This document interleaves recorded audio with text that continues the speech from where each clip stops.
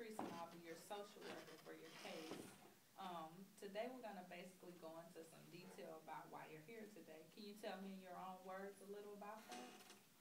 I'm here because I made the decision to come here from home to come to school.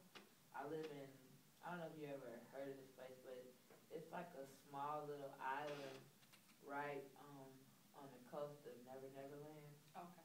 And I don't know. I just thought if I came here, I'd be afforded like new opportunities. So I decided to come here to go to school. And I've just been like really, really stressing out because the dorms are always so loud. So I can't study, and my family like really like stresses the importance of education. So it's like I have to do well. Like my parents they made a lot of sacrifices for me to be able to come here. And I just can't study. I go to the library. It's like a free for all. People in there on YouTube doing all types of stuff. Everywhere I go, I just try to study. My roommates are always jumping off the beds and doing all type of crazy stuff. And I just feel like maybe this was not the right decision. Okay, okay. So let's do a little bit of backtracking. You said you came to this country from Neverland so that you could have opportunities here that you didn't have over there. Did I hear you correctly? Yeah, basically what I said. Okay. So what type of opportunities do you feel that you have here in the U.S. as opposed to, we'll just call it NNL, over Okay. in NNL? Okay. Well, first off, in NNL, there's 3 schools. Okay. Elementary school, a high school, and a college. Okay. That means you're going to end up being with all the same people for the rest of your life. Okay. You never get to like have any different opportunities or meet any different people and really advance. It's like this place is so small. It's like you just can't do anything. So I figured I would come here, get a better opportunity, maybe get my education, be successful, and I can move my family over here with me. Okay. So you came over here from NNL, and what you found out was that once you got to your dormitory, that you weren't able to study as if you hoped you would be able to? Yeah, it's just too many distractions. I don't know what to do. I don't know where to go. Okay, okay. Tell me some things that you tried and they didn't work out for you as far as your studying habits.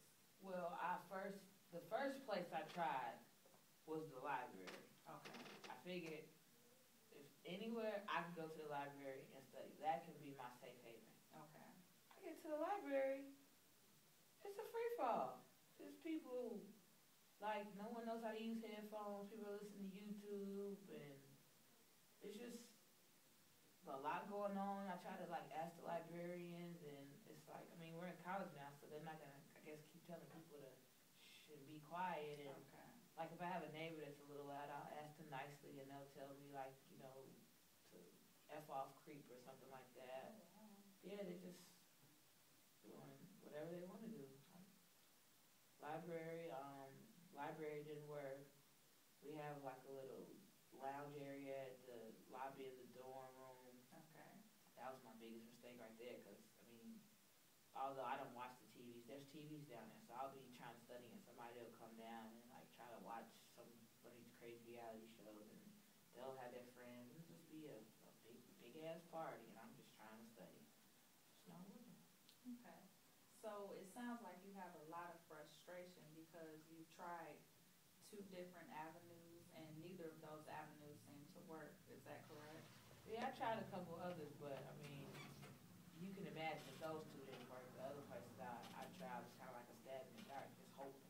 I didn't even expect it to be quiet, and when it wasn't, I wasn't surprised. I just packed up my stuff and went away. Okay, okay.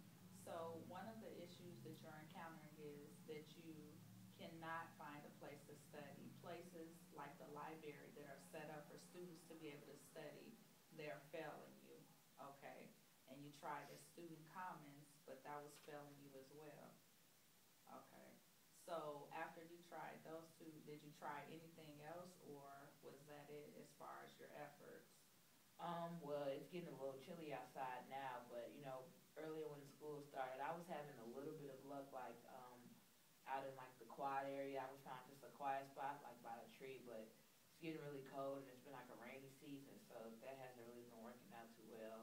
Okay. I try to get to the cafeteria a little bit earlier, like ask before all the students get in, and I'm sometimes able to get a couple of pages in, but you know, as soon as it fills up, there goes my study time. I've even tried to work my schedule around my roommate so that I'm able to have a room by myself, but my neighbors are constantly doing something, pounding on the walls. I don't know what the hell they're doing over there. It's just too much. I just feel like,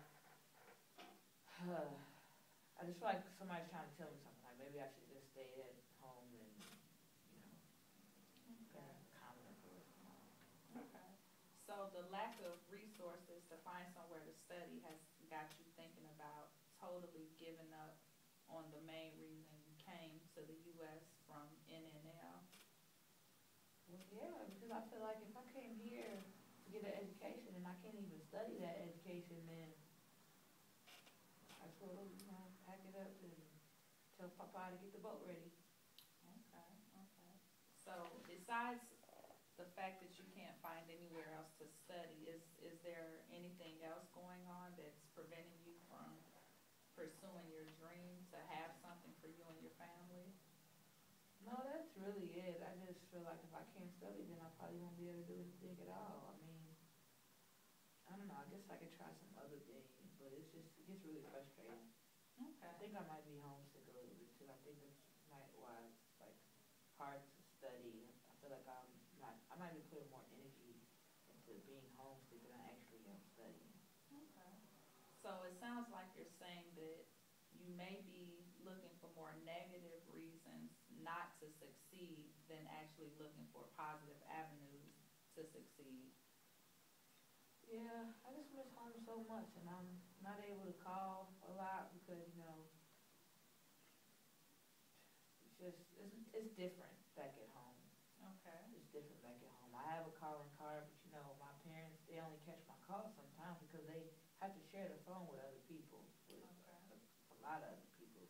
So sometimes they catch it, sometimes they're able to set it up, and a couple of my friends over there have the internet, so I'm like able to you know kind of have them relay messages. But I don't know. I just miss my family, and it's hard to get back home. It's really really hard. So I don't even know if I'll get to go back for the holiday.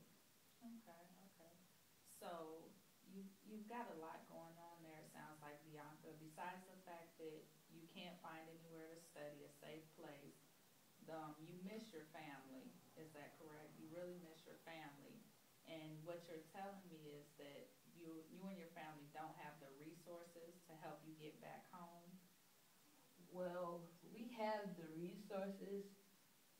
It's just that the process to actually get back home,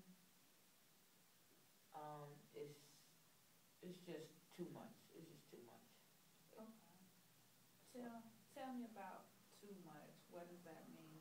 Give me some specific examples of things that have happened with you trying to get back home where you considered that being too much. well, this is the first time I've actually tried to get back home because I've never been anywhere. But I saw the process that it took to get here, and I don't see myself wanting to go through that too often. Okay. Let's talk about the process it took for you to get here. Um, well, I just sum it up with between a boat, a ferry, a canoe, and a plane. Oh wow. That sounds pretty time consuming. A boat, a ferry, a canoe, and a plane. Okay. Let's talk about the boat and the ferry.